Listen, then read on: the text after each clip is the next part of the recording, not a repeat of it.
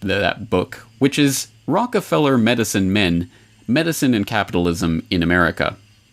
Oh, that's right, folks. The American healthcare system really does go back to the Rockefeller family.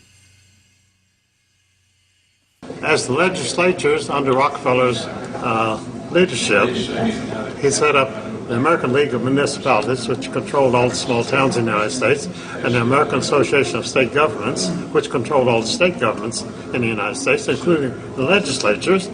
And he used the state legislatures to draft new methods for controlling doctors and hospitals.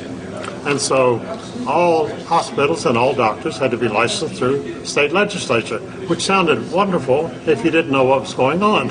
That you had to go through John D. Rockefeller to get a medical license and a hospital license. Wow. That's what it amounted to. And that's the system we have today. And today we've become the sickest nation in the world and the most expensive medical care in the world, except you never get well.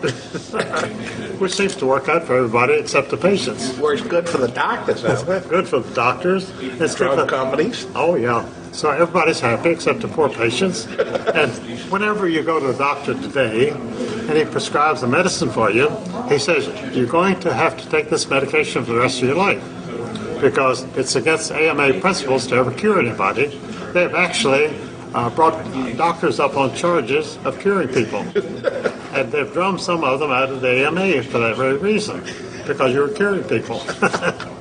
Because this might be the right thing to do, but from a business standpoint, it's better to keep them sick and keep them buying the medicine, which they buy from the Rockefeller drug companies, and go to the Rockefeller hospitals, and everybody's happy. And now they have the scam where if you can't afford it, the government's going to buy the drugs from the Rockefellers and give it to you, right? Well, that's why they had the Medicare system, because they developed Medicare. You know, I point out in my book, Murder by Injection, that for many years the AMA spent millions of dollars in Congress to fight Medicare because it was called government medicine, and they didn't want, the doctors were very independent, and they didn't want the government to control their business.